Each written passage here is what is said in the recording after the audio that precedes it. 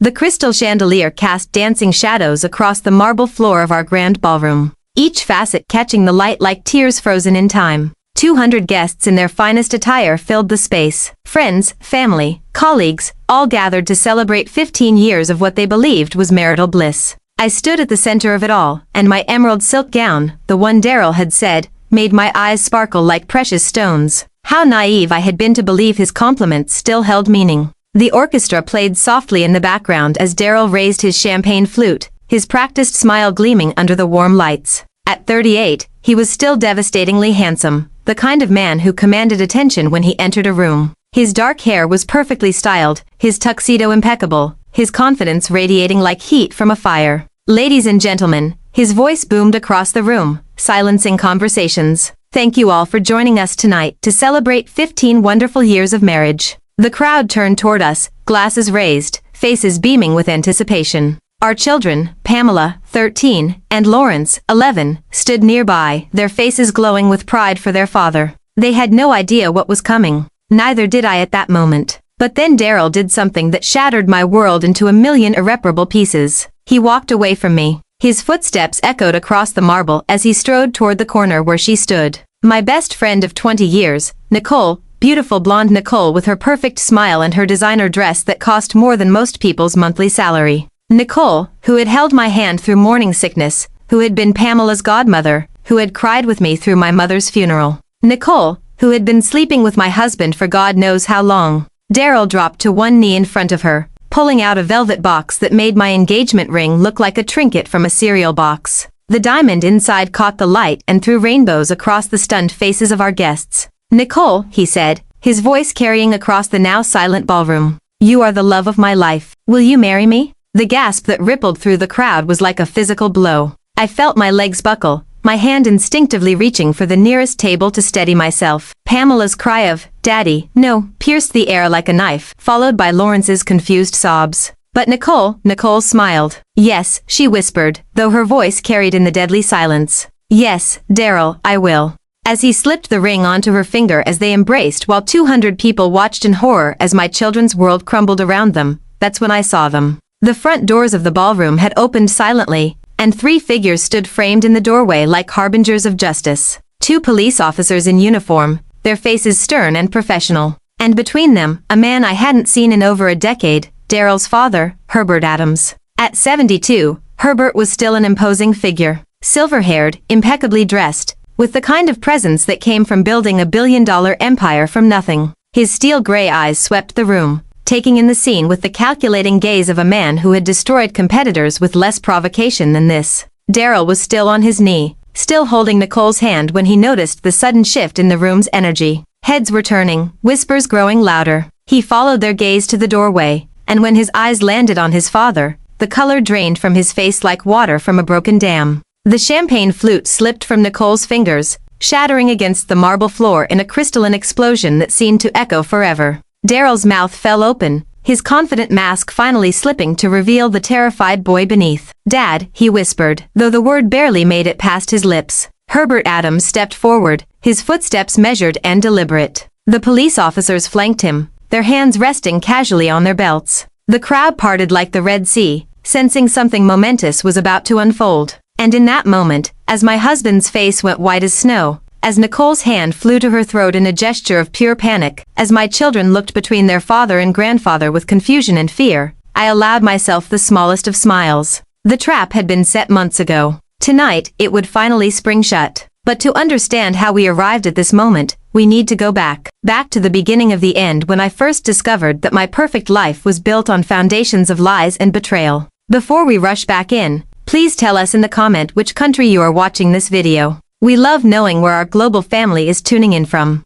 And if this is your first time on this channel, please subscribe. It helps support our channel. Enjoy listening. 3 months earlier, I found the receipt by accident. Or perhaps it was fate. I've never been sure which. It was a Tuesday morning in March, one of those crisp spring days that promised warmth, but delivered only a bitter chill. I was rushing through Daryl's home office, searching for our insurance papers after Pamela had taken a tumble from her bike. The cut on her knee wasn't serious, but the pediatrician wanted to see her just to be safe. Daryl had already left for work. He'd been leaving earlier and earlier lately, claiming pressure from new clients at his law firm. I thought nothing of it at the time. After 15 years of marriage, I'd grown accustomed to the ebb and flow of his career demands. The receipt was tucked between the pages of a legal brief, a small slip of paper that might have been overlooked entirely if not for the restaurant's distinctive logo, Chat Lauren, the most expensive French restaurant in the city. The kind of place Daryl and I had only visited twice in our entire marriage, both times for major anniversaries. My hands trembled as I read the details. Dinner for two, champagne, dessert. The date was from last Thursday night, the same Thursday, when Daryl had called to say he'd be working late on a major case and wouldn't be home until after midnight. $400 for dinner on a Thursday night when he was supposedly working. I sank into his leather chair, the receipt crumpling in my fist. My mind raced through possibilities, each one more painful than the last. Maybe it was a business dinner. Maybe he was entertaining a client. Maybe there was a perfectly reasonable explanation. But deep in my heart, in that place where wives store their worst fears, I already knew the truth. The sound of my phone buzzing brought me back to reality. A text from Nicole. Coffee later. Need to talk about something important. Nicole, my dearest friend, my confidant, the woman who had been there for every major moment of my adult life. We'd met in college, bonded over late-night study sessions and terrible boyfriends, and maintained our friendship through marriages, careers, and motherhood. She was the sister I'd never had, the friend who finished my sentences and knew my secrets. I texted back quickly, can't today, Pamela's doctor appointment. Rain check, of course. Give my goddaughter a kiss from Aunt Nick. Love you. Love you. The words that had once brought comfort now felt like tiny daggers because somewhere in my soul, a terrible suspicion was beginning to take root. I drove to the pediatrician's office in a daze, Pamela chattering in the back seat about her upcoming school play while I fought to keep my hand steady on the steering wheel. The cut on her knee was minor. 3 butterfly bandages and a colorful band-aid, but I barely heard the doctor's instructions. My mind was still back in Daryl's office, still holding that receipt, still feeling my world shift beneath my feet. That evening, I waited until the children were asleep before confronting Daryl. He was in his study, as he so often was these days, supposedly working on case files. But when I pushed open the door, he quickly minimized something on his computer screen. Darl, I said, my voice steadier than I felt. We need to talk. He looked up and for just a moment I saw something flicker across his face. Guilt? Fear? It was gone so quickly I might have imagined it. What about, sweetheart? He used the endearment he'd called me since our dating days, but it felt hollow now, like an actor reciting lines. I placed the receipt on his desk. This was in your briefcase. He glanced down and I watched his jaw tighten almost imperceptibly. It's a business dinner, Ashley. The Wesleys, you know, the estate planning case I've been working on. Mr. and Mrs. Wesley, I asked. The elderly couple from Connecticut. Yes. He didn't meet my eyes. Daryl, Mrs. Wesley has been in a nursing home for 6 months. She has dementia. The case is just about her husband's will. The silence stretched between us like a chasm. Daryl's hands moved to his keyboard, fingers dancing nervously across the keys without typing anything. I met Mr. Wesley and his attorney, he said finally. We needed to discuss strategy. It was a lie. I knew it. He knew it. And we both knew that I knew it. But we played the game anyway, the way couples do when the truth is too terrible to acknowledge. Okay, I said quietly. I just wanted to make sure everything was all right. Everything's fine, Ashley. Just work stress. He turned back to his computer, dismissing me.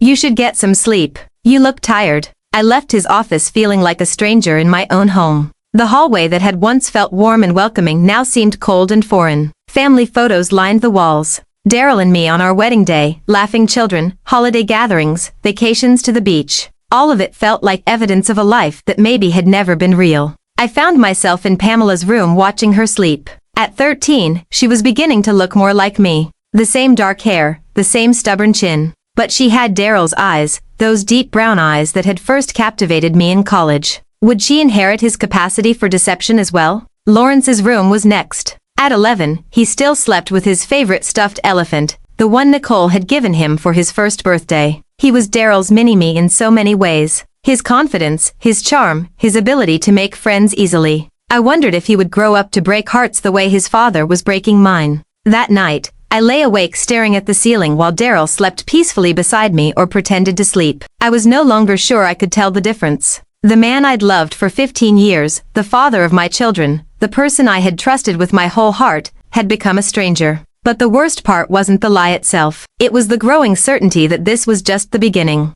My sister Claire has always been the practical one between us. Where I tend to see the best in people, she sees the world with the clear-eyed pragmatism of someone who's been disappointed too many times to count. At 41, she was 2 years older than me and infinitely wiser about the ways people could hurt each other. Which is why, when I called her the morning after finding the receipt, she didn't hesitate to offer her services. "I'll follow him," she said matter-of-factly, as if we were discussing grocery shopping rather than surveilling my husband. "Claire, you can't. Ashley, listen to me." Her voice was gentle but firm. "You need to know. Not knowing is going to eat you alive, and you have those kids to think about. Whatever's happening, you need to be prepared." She was right. Of course, the not knowing was already destroying me. I barely slept, could hardly eat, and found myself jumping every time my phone buzzed with a text from Nicole. The woman who had been my closest friend for 2 decades now felt like a threat, though I had no proof of anything beyond a terrible growing intuition. Claire had experience with this sort of thing.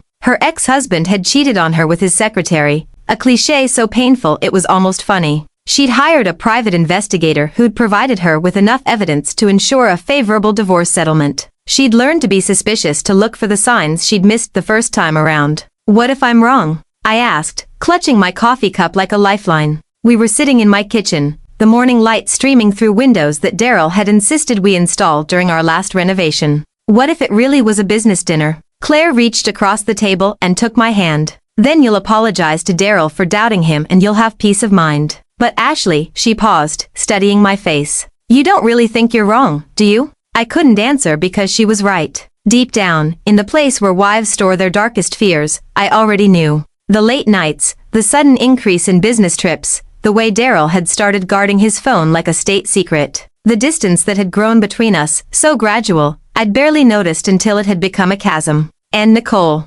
Nicole had been different lately, too. More secretive, more evasive. When I'd asked about her dating life, she'd been divorced for 3 years. She'd become vague and changed the subject. She'd cancelled our last 3 coffee dates, always with reasonable excuses, but excuses nonetheless. "I'll be discreet," Claire promised. "If I'm wrong, no one will ever know I was watching." That Thursday, I dropped the kids at school and tried to go about my normal routine. I volunteered at the library, went grocery shopping, picked up dry cleaning. All the mundane tasks of a suburban wife and mother performed with the mechanical precision of someone trying not to think about what her sister might be discovering. Claire called me at 3 o'clock. "Ashley," she said, and I knew immediately from her tone that my worst fears were about to be confirmed. "I'm sorry. I'm so sorry." I was in the frozen foods aisle of the grocery store, surrounded by the everyday reality of ice cream and pizza when my life imploded. "Tell me," I whispered. "He's at the Riverside Hotel. Room 412. He's been there for 2 hours. She paused and I could hear the reluctance in her voice. "Ashley, he's not alone." "Who?" I asked, though I already knew. "Nicole." The word hit me hard. I leaned against the freezer case, the cold seeping through my jacket, and felt 20 years of friendship crumble to dust. Nicole, my maid of honor, Pamela's godmother, the woman who had held my hand during labor, who had brought me soup when I had the flu, who had listened to me complain about Daryl's snoring and his habit of leaving dishes in the sink. Nicole, who had apparently been sleeping with my husband. "How long?" I managed to ask. "I don't know yet." But Ashley, they looked comfortable together. Like this wasn't new. I ended the call and stood there in the grocery store, surrounded by the ordinary chaos of daily life, and felt utterly alone. A woman pushed past me with a cart full of groceries and a toddler in tow. Teenagers laughed near the soda display. Life continued around me as if nothing had changed. As if my world hadn't just shifted off its axis. I don't remember driving home. I don't remember putting away the groceries or starting dinner or helping Pamela with her homework. I moved through the evening like a sleepwalker, going through the motions of normally while my mind reeled with the implications of what I'd learned. Daryl came home at 7:30, his usual time for a non-late night. He kissed my cheek, the same perfunctory kiss he'd given me for months, and asked about my day. I told him it was fine. He told me about a difficult client meeting. We sat down to dinner with the children and discussed Pamela's upcoming science fair project and Lawrence's soccer game. We were a perfect family tableau, except for the adultery and betrayal festering beneath the surface. That night, after the children were asleep, I found myself standing in our bedroom doorway watching Daryl get ready for bed. He was brushing his teeth, the same routine he'd followed for 15 years of marriage. But now I noticed things I'd overlooked before. The way he kept his phone face down on the nightstand, the new cologne he'd started wearing, the gym membership he'd suddenly renewed after letting it lapse for 2 years. How long had I been blind? How many signs had I missed or rationalized away? Ashley. Daryl's voice startled me out of my thoughts. You're staring. Am I? I forced a smile. Sorry. Just thinking about tomorrow's schedule. He nodded and climbed into bed, settling on his side with his back to me. Within minutes, his breathing deepened into the rhythm of sleep or pretended sleep. I was no longer sure I could tell the difference. I lay awake until dawn, staring at the ceiling and planning my next move. Because one thing had become crystal clear in the wreckage of my trust. I wasn't going to be the pathetic wife who confronted her cheating husband only to be gaslit and dismissed. I wasn't going to be the woman who screamed and cried and made demands that would only drive him further into Nicole's arms. I was going to be strategic. I was going to be smart. And I was going to make them both pay for what they'd done to my family. The next morning, I did something I'd never done in a long time. I looked through Daryl's phone. He was in the shower singing off-key the way he did when he thought no one was listening. The sound that had once charmed me now felt like fingernails on a chalkboard. His phone was charging on the nightstand, and for once, he'd forgotten to flip it face down.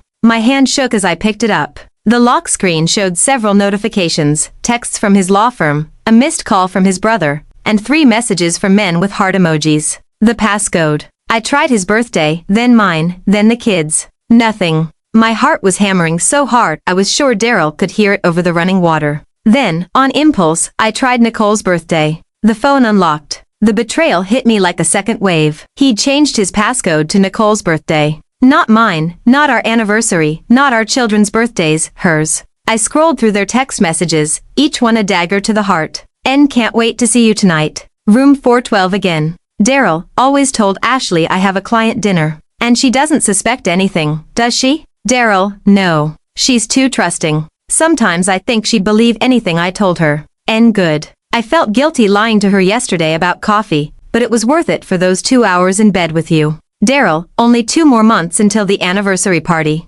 After that, we can stop pretending. And I can't wait to see her face when you choose me. The anniversary party. Our anniversary party. The celebration I'd been planning for months, the event meant to commemorate 15 years of marriage, had been turned into their coming out party. They were planning to humiliate me in front of our friends, our family, our children. I took screenshots of everything. Pages and pages of messages dating back 4 months. 4 months of lies, of secret meetings, of them laughing about how naive I was. 4 months of planning my public humiliation. The shower shut off, and I quickly put the phone back where I'd found it. Screenshots safely stored in a hidden folder on my own device. When Daryl emerged from the bathroom, towel wrapped around his waist, I was sitting at my vanity, applying makeup with steady hands. You're up early, he said, not really looking at me. Couldn't sleep. I met his eyes in the mirror. I keep having strange dreams about what the future. I turned to face him, giving him my brightest smile. Our anniversary party. I have this feeling it's going to be a night to remember.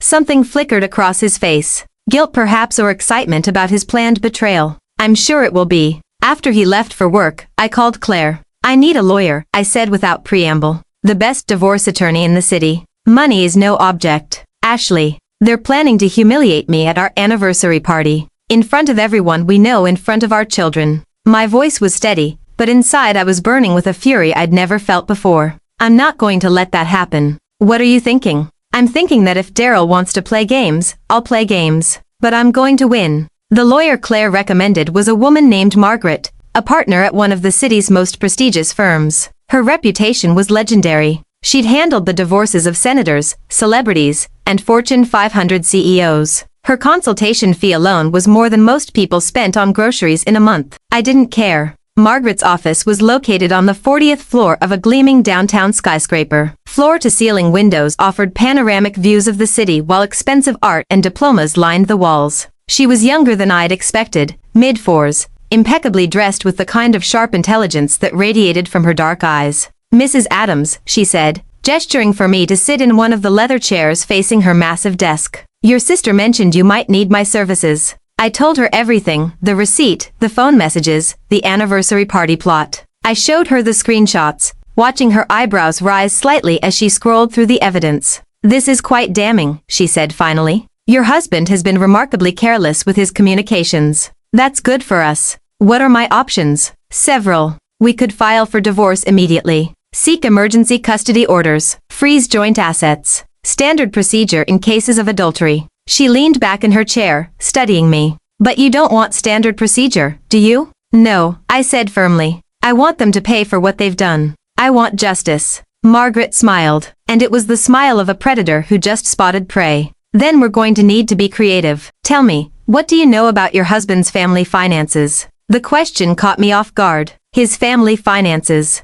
Your husband's father is Herbert Adams, correct? The billionaire real estate developer? Yes, but they don't speak. They've been estranged for over a decade. Arranged, perhaps, but not legally severed. Do you know the terms of the family trust? I shook my head. Daryl had never talked about his father's money. Herbert Adams had built his empire from nothing, starting with a single apartment building and growing it into a real estate dynasty worth billions. But he'd been a distant, demanding father, and Daryl had rebelled against his expectations early on, choosing law school over business school, independence over inheritance. The rift had become permanent when Daryl married me. Herbert had wanted his son to marry within their social circle. Old money, established families, the kind of connections that strengthen business empires. A middle-class teacher's daughter didn't fit the bill. I think you need to have a conversation with your father-in-law, Margaret said. Soon he won't want to see me. He's never approved of our marriage. Maybe not. But I suspect he'll be very interested in what you have to tell him about his son's behavior. She leaned forward, her expression intent.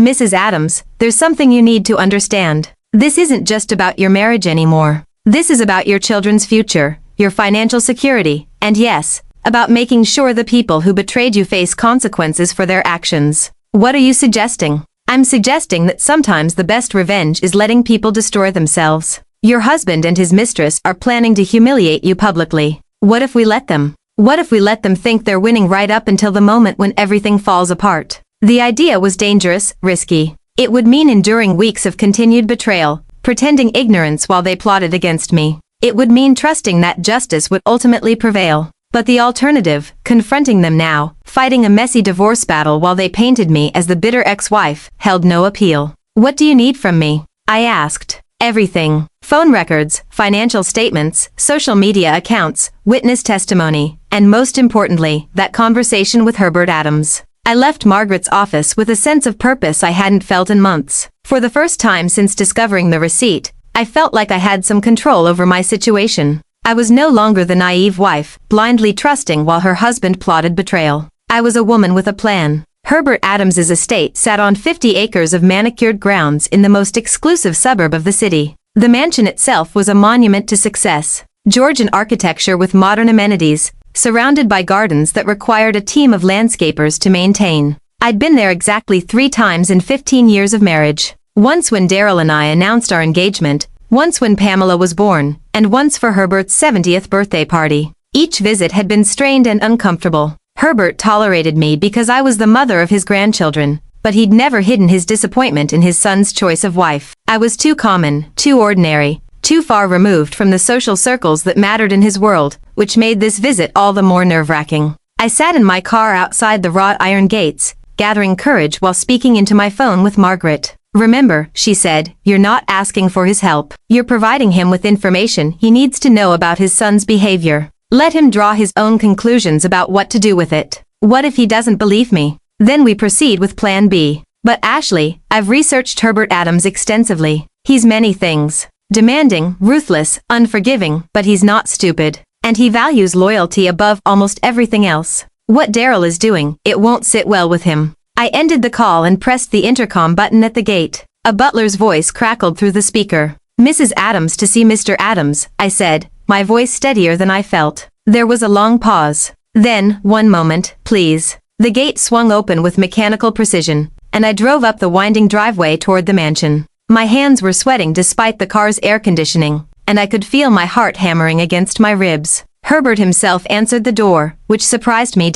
He was dressed casually by his standards, charcoal slacks and a crisp white shirt, no tie. At 72, he was still an imposing figure, tall and broad-shouldered with silver hair and piercing gray eyes that seemed to see straight through pretense. Ashley. He stepped back to let me enter, his expression unreadable. This is unexpected. Thank you for seeing me on such short notice. He led me through the foyer into his study, a room I'd never been in before. It was everything I'd expected. Rich mahogany paneling, floor-to-ceiling bookshelves, expensive artwork, and windows that overlooked the estate's prize-winning gardens. A massive desk dominated one corner, its surface covered with neat stacks of papers and financial documents. "Please sit." He gestured to one of the leather chairs facing the desk. "Can I offer you something to drink?" "No, thank you." I perched on the edge of the chair, my purse clutched in my lap like a shield. Herbert settled behind his desk and studied me with those sharp eyes. "You look tired, Ashley. Are you well?" The unexpected kindness in his voice caught me off guard. When was the last time someone had asked if I was well? When was the last time my own husband had noticed I looked tired? "I'm managing," I said carefully. "And the children? They're fine. Pamela's thriving in middle school, and Lawrence just made the select soccer team." "Good, good." He leaned back in his chair. "I assume this isn't a social call. You've never visited without Daryl before." Here it was, the moment of truth. I took a deep breath and met his gaze directly. "Herbert, I need to tell you something about your son. Something you're not going to want to hear." His expression didn't change, but I saw his hands still on the arms of his chair. "I'm listening." I told him everything. The receipt, the phone messages, the anniversary party plot. I showed him the screenshots, watching his face grow progressively darker as he read through his son's betrayal with my best friend. When I finished, the silence in the room was deafening. Herbert stood and walked to the window, his hands clasped behind his back as he stared out at his perfectly manicured grounds. For a long moment, the only sound was the ticking of an antique clock on the mantelpiece. "How long have you known?" he asked finally. "A week. And you haven't confronted him?" "No." He turned to face me. "Why not?" I chose my words carefully because I have children to protect. Because a messy divorce serves no one except the lawyers. And because, I paused, then decided on honesty. Because they're planning to humiliate me publicly, and I think they should face consequences for that. Something that might have been approval flickered in his eyes. "What do you want from me, Ashley?" "Nothing," I said, surprising us both. "I wanted you to know what kind of man your son has become, what he's planning to do to the mother of your grandchildren, so that whatever decision I take tomorrow, you will know my reasons. You can do with that information whatever you think is right." Herbert returned to his desk and sat down heavily. For the first time since I'd known him, he looked every one of his 72 years. "Darl has always been disappointing," he said quietly. "Rebellious as a child, defiant as a teenager, irresponsible as an adult. But I never thought he was cruel." "He is cruel," I said simply. "What he's doing to Pamela and Lawrence. They adore him. They have no idea their father is planning to destroy our family for his own selfish desires. The anniversary party is next month, 3 weeks from Saturday." Herbert nodded slowly, his fingers drumming against the desk. "Ashley, are you familiar with the terms of the family trust?" "No. Daryl never discussed it. Daryl is the primary beneficiary with everything passing to your children upon his death. However, there are conditions, moral clauses, you might call them, provisions that allow me to alter the terms if certain behaviors are exhibited." I felt a flutter of hope. "What kind of behaviors?" "Adultery, abandonment of family responsibilities, actions that bring disgrace to the family name." His smile was cold as winter. "Publicly proposing to one's mistress at his wife's anniversary party would certainly qualify." "What are you saying?" "I'm saying that if Daryl proceeds with this plan of his, he may find himself cut off from the family fortune entirely. The trust can be restructured to benefit you and the children exclusively." The implications hit me like a thunderbolt. Daryl had always lived beyond his law firm salary, counting on his eventual inheritance to fund his lifestyle.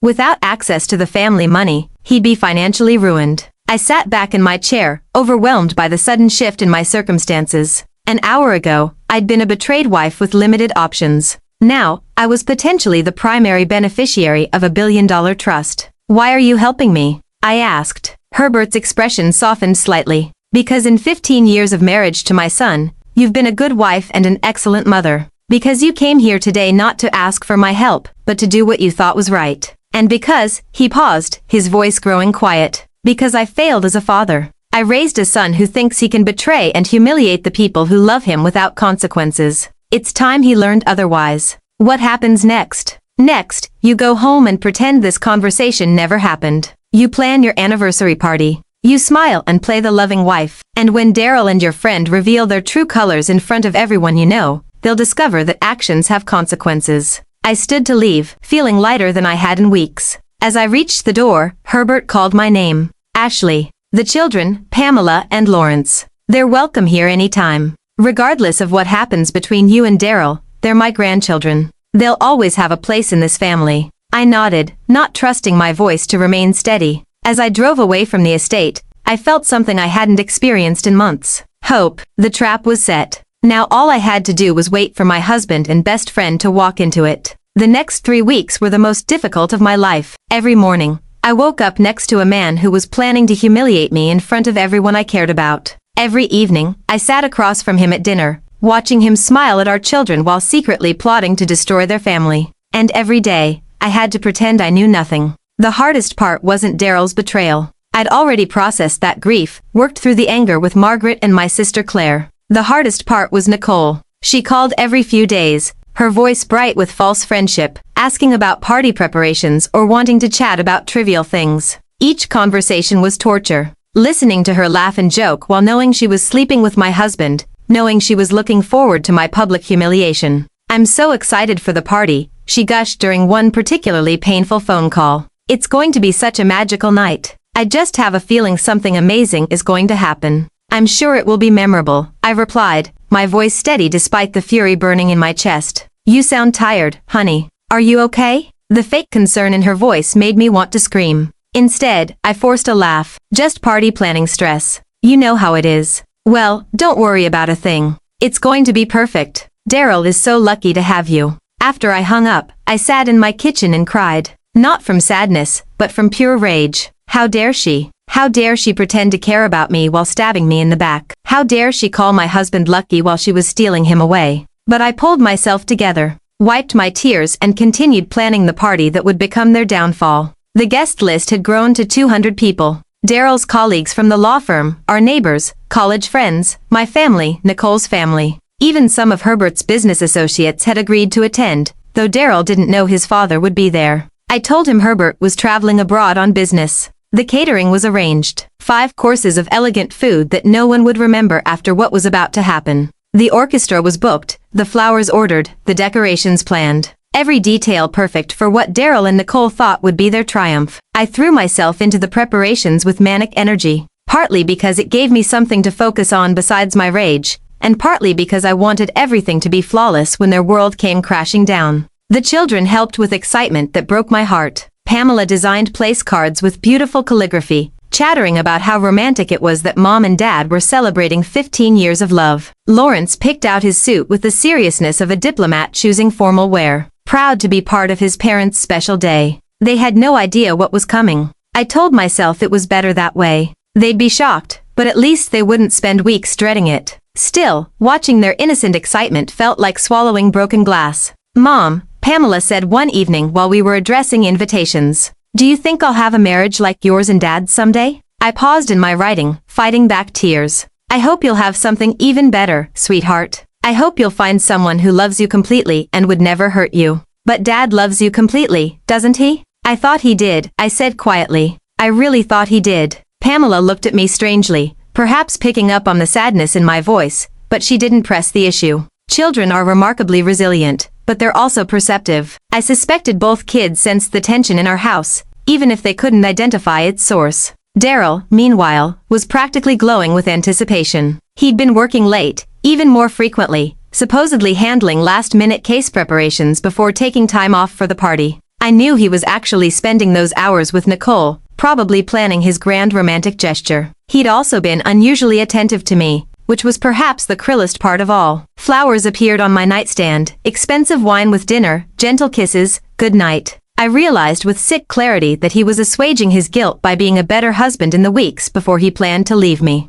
"You've been so sweet lately," I said one evening as he rubbed my shoulders while I worked on party preparations. "It reminds me of when we were dating." "You deserve sweetness," he replied, his hands gentle on my neck. "I know I've been distracted with work lately. I want to make sure you know how much you mean to me." The lie rolled off his tongue so smoothly, I almost believed he meant it. Almost. "The party's going to be beautiful," he continued. "You've outdone yourself with the planning. I want it to be perfect. A night we'll never forget." "It will be," he said, and I heard the certainty in his voice. "Trust me, Ashley. It's going to be a night that changes everything." If only he knew how right he was. 3 days before the party, Claire came over to help with final preparations. We were alone in the kitchen wrapping party favors when she finally asked the question I'd been dreading. "Are you sure about this plan?" she said quietly. "It's not too late to change your mind." We could confront them privately, handle this through the courts. I tied a ribbon around a small box of chocolates with more force than necessary.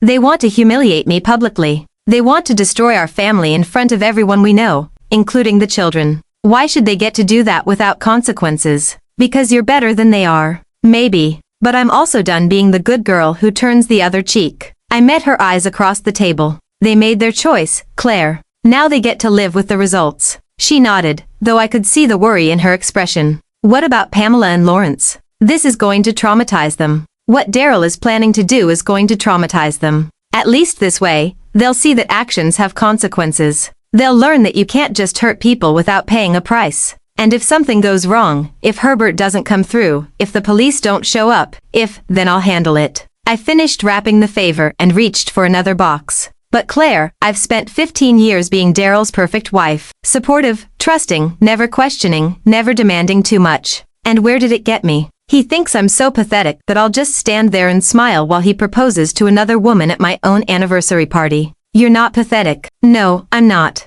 And it's time Daryl learned that. The night before the party, I couldn't sleep. I lay in bed next to my husband, listening to his peaceful breathing, and thought about everything that was about to change. By tomorrow night, our marriage would be over. Our children's lives would be turned upside down. The comfortable routine we'd built over 15 years would be shattered. But maybe that was for the best. Maybe it was time to stop living a lie. I slipped out of bed and walked through our house, looking at it with new eyes. The family photos lining the hallway. Would Pamela and Lawrence want to keep them, or would they be too painful? The furniture we chosen together. Would I take it to my new home, or would it carry too many memories? In Pamela's room, I watched my daughter sleep and promised her silently that whatever happened tomorrow, I would protect her and her brother. They would get through this. We all would. Back in my own bedroom, I stood at the window looking out at the garden Daryl and I had planted together in our first year of marriage. The roses were blooming, their petals perfect in the moonlight. Tomorrow, everything would be different. But tonight, for just a few more hours, I could pretend we were still the happy family we'd once been. I climbed back into bed and closed my eyes, knowing it would be the last night I ever slept beside my husband. Tomorrow, the reckoning would come. The ballroom looked like something from a fairy tale. Thousands of white roses cascaded from crystal vases, their perfume mixing with the scent of expensive candles. The orchestra tuned their instruments while servers in crisp uniforms arranged champagne glasses on silver trays. Everything was perfect down to the smallest detail. I stood in the center of it all, wearing the emerald silk gown Daryl had complimented so many times and felt like an actress preparing for the performance of her life. In 3 hours, 200 guests would fill the space. In 4 hours, my husband would propose to my best friend in front of everyone we knew. And in 5 hours, their world would come crashing down. You look beautiful, Mom, Pamela said, adjusting her own dress, a junior version of mine in soft pink. At 13, she was beginning to show glimpses of the woman she would become, and my heart ached knowing that tonight would steal some of her innocence. Thank you, sweetheart. I smoothed her hair, memorizing the moment. You look beautiful, too. Lawrence appeared in his tiny tuxedo. His hair slipped back with more gel than strictly necessary. Do I look grown up? He asked seriously. Very grown up, I assured him, straightening his bow tie. Your father will be so proud. Daryl emerged from the bathroom, adjusting his cufflinks. He looked devastatingly handsome in his black tuxedo, his dark hair perfectly styled, his smile confident and bright. Looking at him, it was hard to believe this was the same man who had been systematically betraying our family. Ready for our big night? He asked, sliding his arms around my waist from behind. I leaned back against him, feeling his warmth, his familiar cologne, the solid presence I'd trusted for so many years. Ready as I'll ever be. It's going to be perfect, Ashley. I promise. If only he knew what I had planned for his definition of perfect. The guests began arriving at 7 o'clock sharp. I stood beside Daryl in the receiving line, accepting congratulations and well wishes from friends and family. Everyone commented on how beautiful the party was, how happy we looked, how inspiring it was to see a couple still so in love after 15 years. Nicole arrived fashionably late, stunning in a red dress that probably cost more than most people's mortgage payments. She kissed my cheek, her perfume overwhelming, her smile radiant with anticipation. Ashley, you look absolutely gorgeous, she gushed. And this party, it's like something from a magazine. Thank you, I replied, my voice steady. I wanted everything to be perfect for tonight. Oh, it will be, she said, her eyes sparkling with secrets. I have a feeling this is going to be a night none of us will ever forget. Daryl appeared at my elbow, sliding his arm around my waist while extending his other hand to Nicole. "Vicky, you made it. You look incredible. Thank you." She practically purred, her fingers lingering on is just a moment too long. I wouldn't miss this for the world. I watched them look at each other, and for a split second, their masks slipped. The heat between them was palpable. The intimate knowledge of lovers who had been sneaking around for months.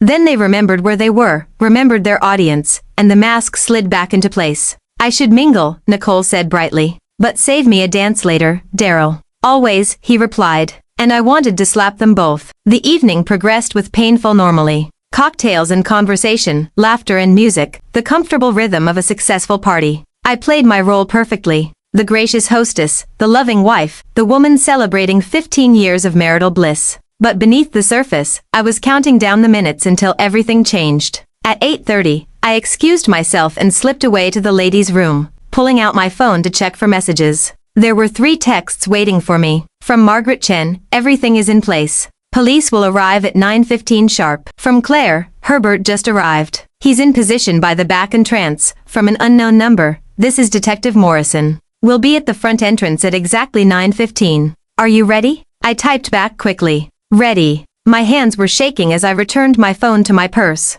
This was it. In 45 minutes, my carefully orchestrated plan would either succeed brilliantly or fail spectacularly. I returned to the party and found Daryl holding court near the bar, telling a story that had his colleagues laughing. He looked so confident, so comfortable, so certain that everything was going according to his plan. Nicole stood nearby, her attention focused entirely on him, practically glowing with anticipation. At 9 o'clock, Daryl raised his hand to quiet the crowd. "Ladies and gentlemen, if I could have your attention for a moment." The conversations died away, faces turning toward us expectantly. I felt Pamela and Lawrence move closer to me, their small hands finding mine. The orchestra fell silent. "Thank you all for being here tonight to celebrate 15 wonderful years of marriage," Daryl began, his voice carrying easily across the ballroom. He looked directly at me, his smile warm and apparently genuine. "Ashley, you have been the most incredible wife, the most amazing mother, the strongest woman I've ever known." The crowd murmured approvingly. Someone in the back called out, "Here, here."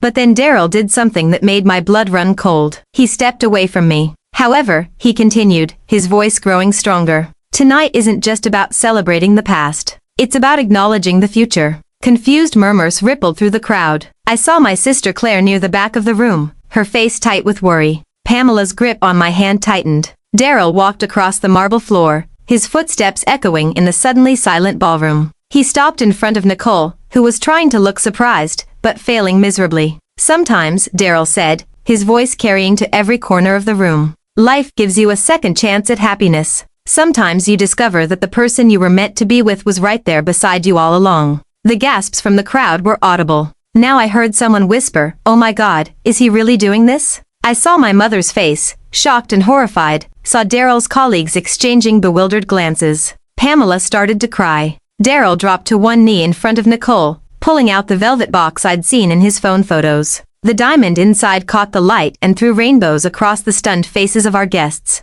"Nicole," he said, his voice strong and clear, "you are the love of my life. Will you marry me?" The silence that followed was deafening. Nicole's eyes filled with tears of joy, not shame, as she looked down at the man kneeling before her. "Yes," she whispered, though her voice carried in the absolute quiet. "Yes, Daryl, I will." As he slipped the ring onto her finger, as they embraced while 200 people watched in horrified fascination, I felt a strange sense of calm settle over me. The worst had happened. The public humiliation was complete. My children had just watched their father destroy our family for another woman, but they had no idea what was coming next. The front doors of the ballroom opened with perfect timing, and 3 figures stepped into the doorway. 2 police officers in full uniform, their faces stern and professional, and between them, Herbert Adams. At 72, Daryl's father commanded attention wherever he went. Tonight, dressed in an impeccably tailored tuxedo with his silver hair perfectly styled, he looked like an avenging angel. His steel gray eyes swept the room,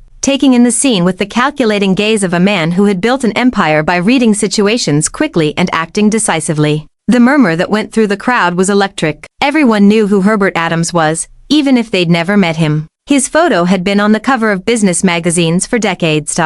Daryl was still on his knee, still holding Nicole's hand when he noticed the shift in the room's energy. Heads were turning, whispers growing louder. He followed their gaze to the doorway, and when his eyes landed on his father, the color drained from his face like water from a broken dam. The champagne flute slipped from Nicole's fingers, shattering against the marble floor in a sound that seemed to echo forever. Daryl slowly rose to his feet, his confident mask finally slipping to reveal the terrified boy beneath. "Dad," he whispered, though the word barely made it past his lips. Herbert stepped forward, his footsteps measured and deliberate. The police officers flanked him, their presence lending weight to whatever was about to unfold. The crowd parted like the Red Sea, sensing that something momentous was happening. "Hello, son," Herbert said, his voice carrying easily across the silent ballroom. "Congratulations on your engagement. Though I have to say the timing is interesting." Daryl's mouth opened and closed like a fish gasping for air. Nicole's hand flew to her throat, her face pale beneath her carefully applied makeup.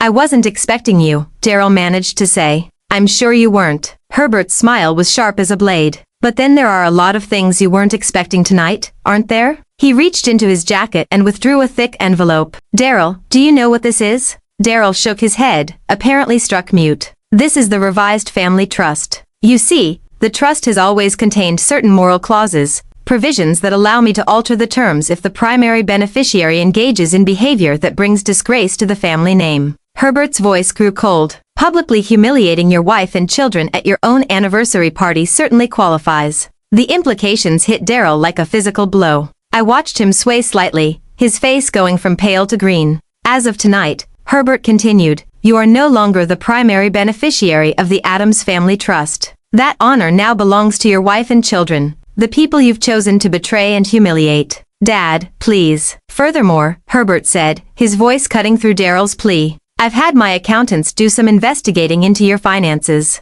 Did you know that your joint credit cards have been used extensively by Ms. Nicole here? Spa treatments, shopping sprees, expensive dinners, all charged to accounts that she had no legal right to access." Nicole's face went white. "I didn't," Daryl said it was okay. "Apparently," Herbert replied, "but using another person's financial accounts under false pretenses has a legal term. It's called fraud." That's when the police officer stepped forward. "Nicole Sterling," one of them said, his voice official and stern. "You're under arrest for credit card fraud and identity theft." "No." Nicole screamed, backing away from the officers. "This is insane. Daryl, tell them. Tell them you gave me permission." But Daryl was staring at his father, his face a mask of absolute horror. "Dad, please. We can work this out. I'll call off the engagement. I'll go to counseling. It's too late for that," Herbert said quietly. "You made your choice, Daryl. You chose to betray the people who loved you most. Now you get to live with the consequences." The police officers moved forward and Nicole tried to run. She made it about 3 steps in her stiletto heels before one of them caught her arm. As they read her rights, her perfectly styled facade finally cracked completely. "This is Ashley's fault," she shrieked, pointing at me with her free hand. "She planned this. She set us up." For the first time since the chaos began, all eyes in the room turned to me. I stood there in my emerald gown, my children pressed close to my sides and met the gaze of every person in that ballroom. "Yes," I said simply. "I did." The admission sent another wave of murmurs through the crowd, but I wasn't finished. "For 4 months, my husband and my best friend have been having an affair," I said, my voice carrying clearly across the silent room. "For 4 months, they'd been planning to humiliate me and my children at this party, our anniversary party. They thought I was too naive, too trusting, too stupid to see what was happening right under my nose." I looked directly at Daryl, who was staring at me as if I were a stranger. They were wrong. Nicole was still screaming as the police officers led her toward the door, her voice echoing off the marble walls. "I love him. We love each other. You can't destroy love." "Love?" I called after her, my voice cutting through her hysteria. "Love doesn't involve destroying innocent children's lives. Love doesn't involve betraying the people who trust you most. What you two had wasn't love. It was selfishness and cruelty masquerading as romance." The ballroom fell silent except for the sound of Nicole's heels clicking against the marble as she was escorted out. Daryl stood alone in the center of the room, his perfect tuxedo suddenly looking like a costume, his confident facade completely shattered. "Ashley," he said, his voice barely a whisper. "I'm sorry. I'm so sorry." "I know you are," I replied. "But sorry doesn't undo what you've done to our children. Sorry doesn't erase 4 months of lies and betrayal. Sorry doesn't give Pamela and Lawrence back their innocence or their trust in their father." Herbert stepped forward, placing a gentle hand on my shoulder. Ashley, the children are welcome to stay at the estate tonight if you'd prefer not to go home. I looked down at Pamela and Lawrence, both of whom were crying but trying to be brave. What do you think? I asked them quietly. Do you want to go to grandfather's house? Pamela nodded, wiping her tears with the back of her hand. Can we bring Elephant? She asked Lawrence, referring to his beloved stuffed animal. Of course, we can, I assured her. As we prepared to leave, Daryl took a step toward us. Ashley, please. Let me explain. There's nothing to explain, I said firmly. You made your choice, Daryl. You chose Nicole over your family. You chose your own selfish desires over your children's well-being. The explanation is simple. You're not the man I thought I married. The children, they need their father. They need a father who puts them first. They need a father who wouldn't destroy their sense of security for his own gratification. I gathered Pamela and Lawrence closer to me. You can see them when the divorce is final, when the custody arrangements are set. But right now they need to be somewhere safe. Herbert had been quiet during this exchange, but now he spoke up. Daryl, you should know I've spoken with the partners at your law firm. They're not pleased about the scandal. Criminal charges against your fiancé don't reflect well on the firm's reputation. The final blow. Daryl's face went from pale to gray as the full implications hit him. Disinherited, his career in jeopardy, his reputation in ruins, his children traumatized, his wife lost forever. Ashley, he said one last time, his voice breaking. I love you. I've always loved you. I looked at him for what I knew would be the last time as his wife. If that's what you call love, Daryl, then I'm better off without it. Herbert escorted us toward the back exit, away from the remaining guests who were still processing what they'd witnessed. As we reached the door, I turned back for one final look at the ballroom. The roses were still perfect, their petals unmarked by the drama that had unfolded. The crystals still sparkled, the marble still gleamed, but everything else had changed forever. Daryl stood alone in the center of the room, surrounded by the wreckage of the life he'd chosen to destroy. Some of the guests were leaving, their faces shocked and uncomfortable. Others lingered, perhaps hoping for more drama or simply too stunned to move. Are you ready? Herbert asked gently. I nodded, taking my children's hands. We're ready. As we walked out into the cool night air, Pamela looked up at me with tear-stained cheeks. Mom, are you and Daddy getting divorced? Yes, sweetheart, we are. Is it because of what he did tonight? I stopped walking and knelt down, so I was at eye level with both children. Pamela, Lawrence, what your father did tonight was wrong. Marriage is supposed to be about love and commitment and putting your family first. Your father forgot those things, and now our family has to change. Will we still see him? Lawrence asked, his voice small. Of course you will. He's still your father, and he loves you very much. This is between your father and me. It's not your fault, and it doesn't change how much both of us love you. But you're sad, Pamela observed. Yes, I'm sad, but I'm also proud of us. We're going to be okay. We're going to take care of each other, and we're going to build a new kind of family. Different, but still full of love. Herbert had been waiting patiently during this conversation, but now he cleared his throat gently. If I may, he said, I'd like you all to know that you'll always have a place in this family. What Daryl did tonight doesn't change the fact that Pamela and Lawrence are my grandchildren. And Ashley, you've been more of a daughter to me than Daryl has been a son. The unexpected kindness in his voice nearly broke my composure. Thank you, I whispered. As we walked toward Herbert's car, I felt something I hadn't experienced in months. Peace. The worst had happened, and we'd survived it. Daryl and Nicole's betrayal was out in the open. Their plans had backfired spectacularly and justice had been served. More importantly, my children had seen that actions have consequences, that people who hurt others don't get to escape unscathed. They'd learned that their mother wasn't weak or naive. She was strong enough to fight for them when it mattered most. Behind us, the ballroom glowed with warm light, the perfect setting for what should have been a celebration of love and commitment. Instead, it had become the stage for the end of a marriage and the beginning of something new.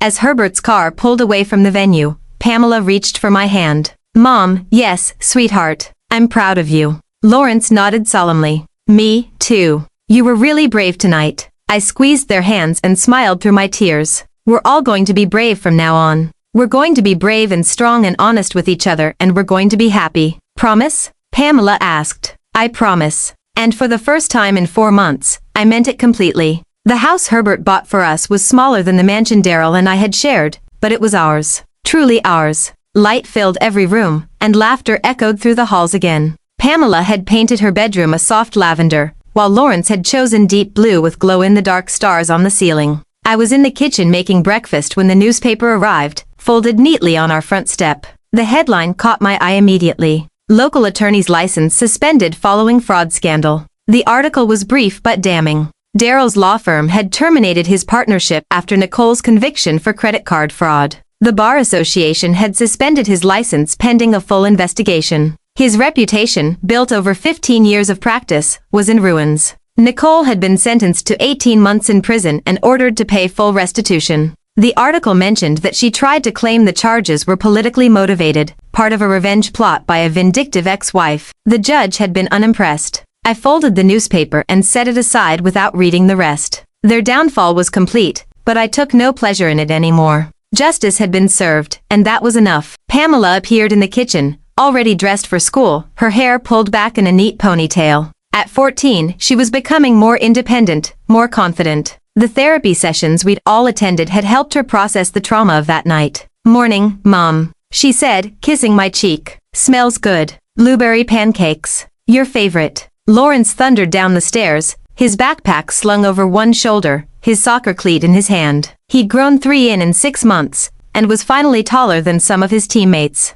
"Can I eat in the car?" he asked, grabbing a pancake from the plate. "Coach wants us there early for extra practice." "Sit down and eat properly," I said firmly. "Soccer is important, but breakfast is more important." He grumbled, but sat down, shoving bites of pancake into his mouth with the enthusiasm of a growing 12-year-old. "Are we still going to grandfather's for dinner Sunday?" Pamela asked. "Of course, he's making his famous lasagna." Herbert had become a fixture in our lives, the grandfather he'd never had the chance to be. When Daryl was controlling the relationship, he picked the kids up from school twice a week, attended every soccer game and school play, and had become one of my closest advisors as I navigated single parenthood. The divorce had been finalized 3 months ago. Daryl had been required to attend counseling and parenting classes before his supervised visitation rights were restored. He saw the children every other weekend now, their relationship slowly healing from the damage he'd caused. He tried to reconcile with me several times, showing up at the house with flowers and apologies,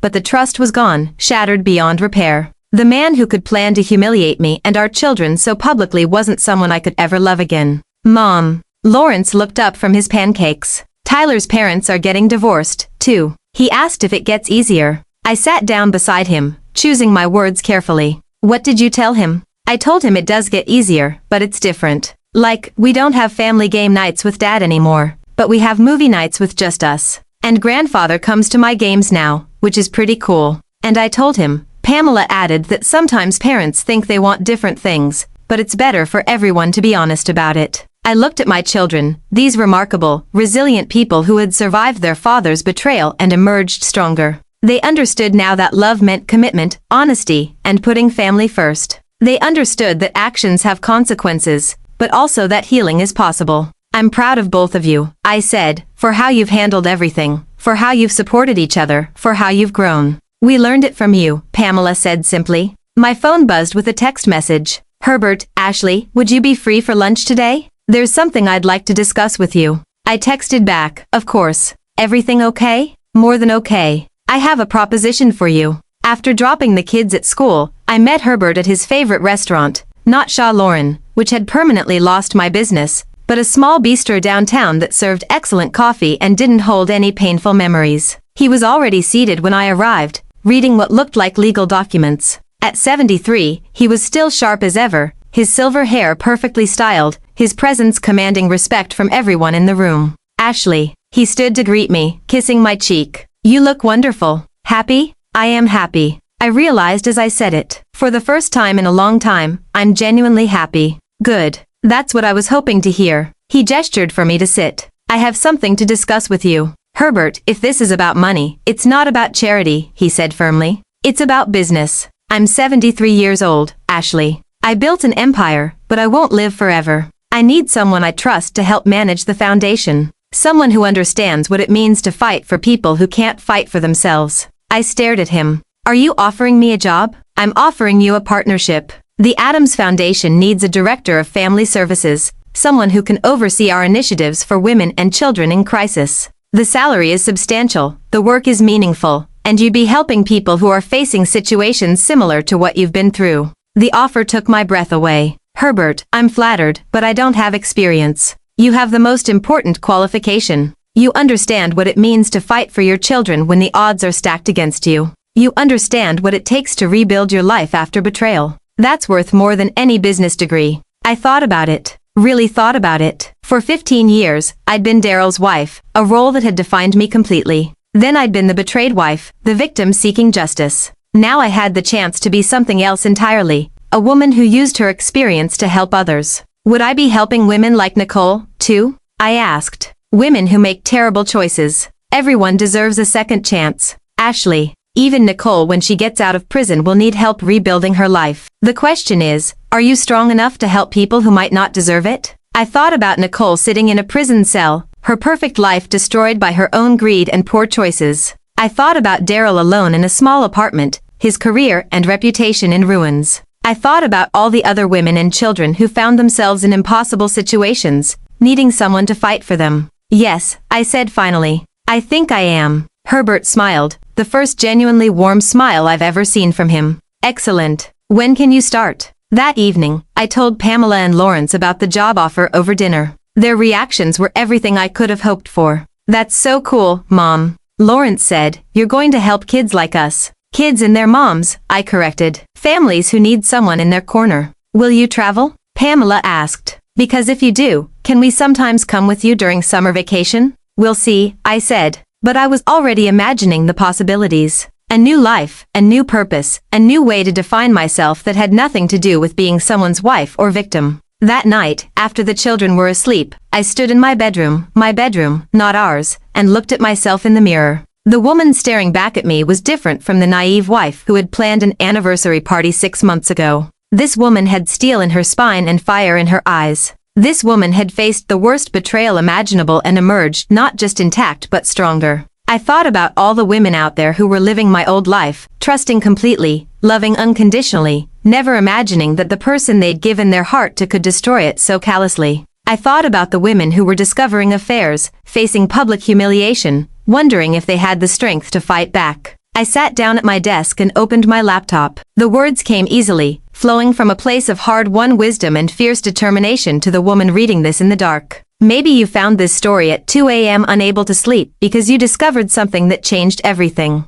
Maybe you're sitting in your car in a parking lot trying to decide whether to go home and pretend you don't know. Maybe you're wondering if you're strong enough to face what comes next. I want you to know something. You are stronger than you think. 6 months ago, I was you. I was the woman who thought her marriage was solid, who trusted completely, who never imagined that the person she loved most could orchestrate her public humiliation for his own selfish desires. I was the woman who felt naive, stupid, and utterly broken. But here's what I learned. Being betrayed doesn't make you weak. It makes you a survivor. The man who was supposed to protect me chose to destroy me instead. The woman who was supposed to be my closest friend helped him do it. They counted on my silence, my compliance, my willingness to suffer in private rather than fight back in public. They were wrong. You don't have to be a victim. You don't have to smile and pretend everything is fine while your world crumbles. You don't have to protect the people who are hurting you at the expense of protecting yourself and your children. I'm not going to lie to you. The road ahead is hard.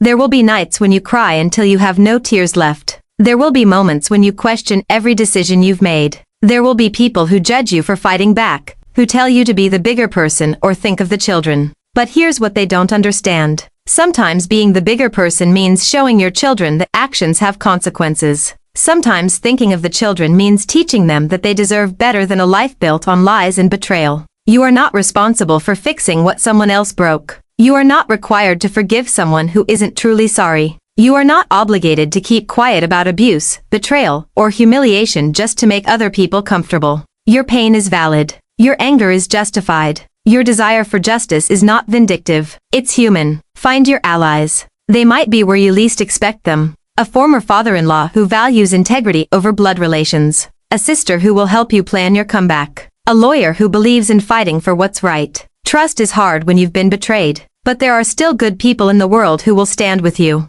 Document everything. Keep records. Trust your instincts. If something feels wrong, it probably is. You're not paranoid. You're learning to protect yourself. Take care of your children, but remember that you matter, too. You can't pour from an empty cup. Your healing is just as important as theirs. And showing them that you value yourself teaches them to value themselves. Most importantly, you are not defined by what was done to you. You are defined by how you respond to it, how you rebuild, how you choose to move forward. I am free now in ways I never imagined possible. Free from the constant anxiety of wondering if I was enough. Free from the exhausting work of loving someone who didn't value that love. Free from the prison of a marriage built on lies. I wake up every morning in a house filled with laughter and honesty. My children have learned that love means respect. That family should be safe spaces, that their mother is strong enough to protect them when it matters most. I have work that gives my life meaning. Relationships based on mutual respect and a future limited only by my own dreams. This is what freedom looks like after betrayal. Not the absence of scars, but the presence of strength. Not the absence of sadness, but the presence of hope. Not the absence of fear, but the courage to face whatever comes next. You have that courage inside you. You've always had it. Now you just need to let it out. The woman who planned to humiliate you at your own anniversary party underestimated you completely. Don't make the same mistake. You are stronger than you know. You are braver than you feel. You deserve better than what you've been given. And when you're ready to fight for it, you'll discover something magical. You've had the power all along. Fight back. Stand up. Speak your truth. The world is waiting to see what you'll do with your freedom. With love and solidarity, Ashley. I saved the document and closed my laptop, feeling lighter than I had in months. Tomorrow, I would start my new job, helping other women and children find their way out of impossible situations. But tonight, I would sleep peacefully in my own bed, in my own house, surrounded by the quiet contentment of a life rebuilt from the ashes of betrayal. In the morning, Pamela found me humming while I made coffee. You seem different, Mom, she observed, stealing a piece of toast from my plate. Different, how? Happy? Like really happy. Not just pretending to be okay. Happy. I pulled her into a hug. This wise daughter who had learned too young that the world could be cruel, but had also learned that we could be stronger. I am really happy, I told her. For the first time in a very long time, I know exactly who I am and what I want to do with my life. And what's that? Help other people discover that they're stronger than they think they are. Pamela smiled. I like that. Can I help sometimes? Absolutely. We'll help them together. As she headed off to school, I looked around my bright, honest kitchen and felt something I hadn't experienced in years. The absolute certainty that I was exactly where I was supposed to be. The anniversary party was 6 months behind me now, but in many ways, it had been the beginning of everything that mattered. The beginning of my real life, the beginning of my freedom, the beginning of becoming the woman I was always meant to be.